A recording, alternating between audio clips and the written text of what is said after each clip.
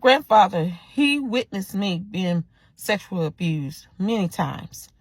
And his response was that I liked it. He witnessed my sexual abuse between the ages of 6 and 7 years old. This dude named L.B. Wheaton from Bradley, he would come over to our house. I was like 6 years old. And then grab me out of my home and sit down right there in the living room now. In the living room. Beside my grandfather. And get a blanket or a sheet or a towel and put it across my lap and sit there and bless me right there in front of my grandfather.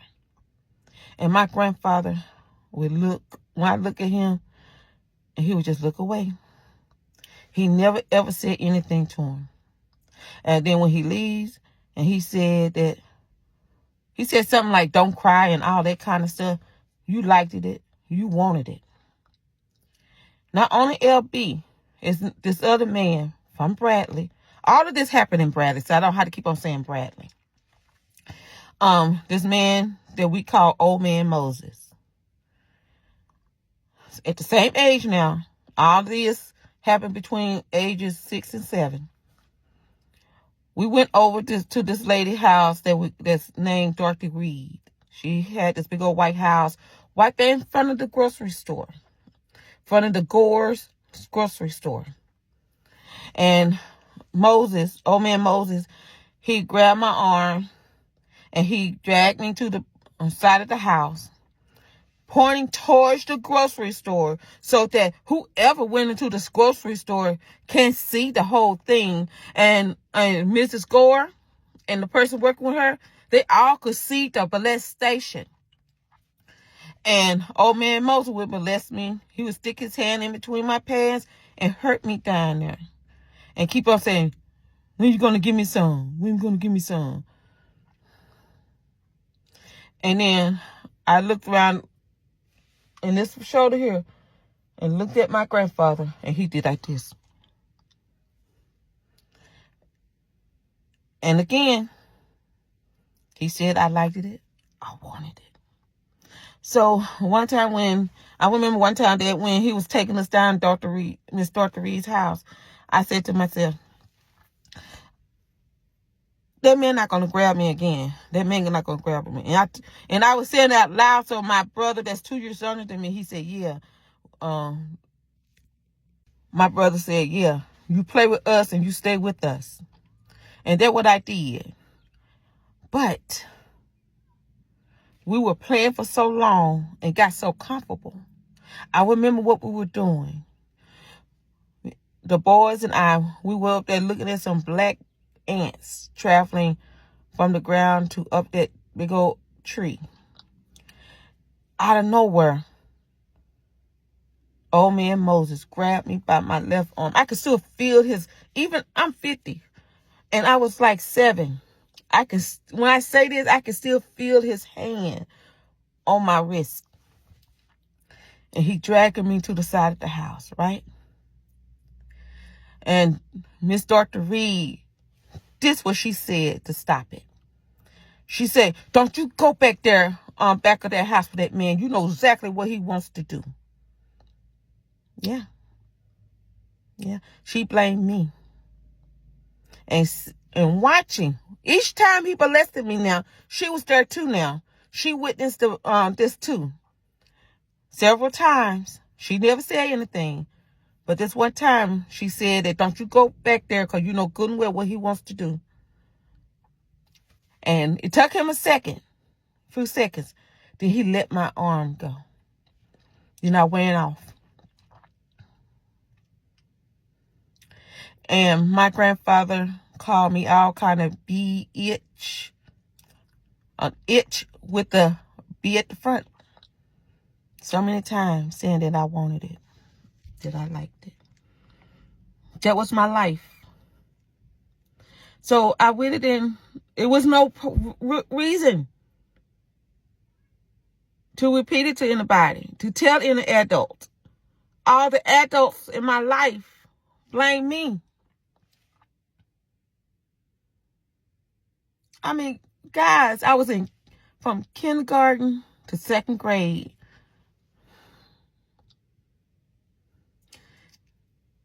I went through so much. I was still grieving for my mama. And my daddy abandoned me. So, from kindergarten to second grade is when my grandfather witnessed my sexual abuse. My mix with the S. I don't want TikTok flag in my video. Because that I find that talking about it helps me. It feels as if that I'm not carrying the load. And I don't want anyone else who have been mixed with X sexually abused to feel as if they should carry the load. Even when everyone around you blames you. Because when I was growing up, if you could hear the inside our home, you wouldn't have thought that my name was Ramonda. You would have thought my name would itch with a B. Starting very young. And the teachers and the students at school, they was wondering, like, why I was quiet, why I was all to myself. I'm shaking now. I'm shaking. Because if you don't find the right help, that stuff stays with you. It stays with you. I forgot to tell about this time when L.B. Wheaton, he came up to the house. Now, I was walking out of my bedroom, and there was a knock on the door. Of course, being so young, I didn't know who was at the door. My grandfather went to answer the door. But suddenly, my grandfather turned around and said, "You know good and well what he wants to do, so run through the back door."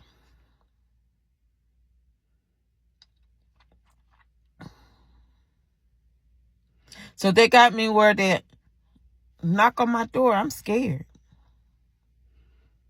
Knock on my door.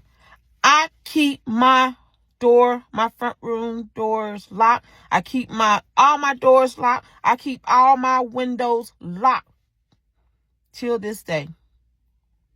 I'm not opening my door without knowing who that is. If you're a man, you speaking to me through the window if I'm not expecting you to come over. Because of, people come fix your pipes or whatever. Usually are men. I ran through that back door. And my little mind, I thought I was being hidden we had sheets and stuff on the clothesline. Then come to think about it, he couldn't help but to see like my feet, or at least if he had came back there. But LB never did walk to the backyard. And that day, he didn't do anything because that he thought I wasn't at home. And then one night, he came over. And my 3 brothers, they say, Shay, go inside the room and we're going to put the cover on the clothes on top of you.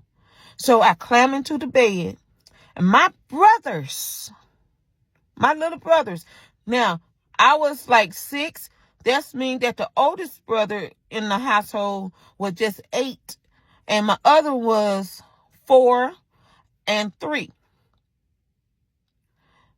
My 3 brothers went and got a whole lot of clothes and threw it on top of me.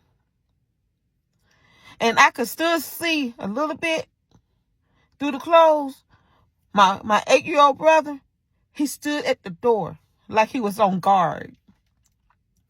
And LB came down the hallway and said, "Where's Shay?" And my brother said, "I don't know. She's not here."